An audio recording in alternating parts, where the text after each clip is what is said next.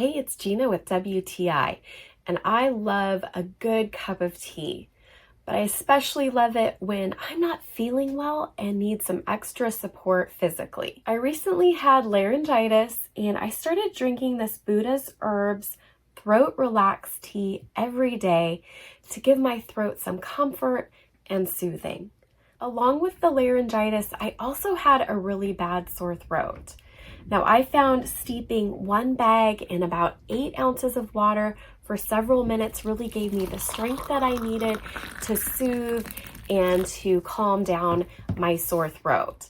If I was using a mug that was over 8 ounces, let's say 14 ounces, then I used 2 bags in it to give me enough concentration in order to get all the therapeutic benefits. This has strong notes of black licorice and fennel, which I happen to really like the taste of, and traditionally those are just known for being really good for throat health. If you're looking to add a really nice herbal tea into your daytime routine, or just maybe when you need that extra throat support, then I recommend Buddha's Herbal Teas, and that's my point of view.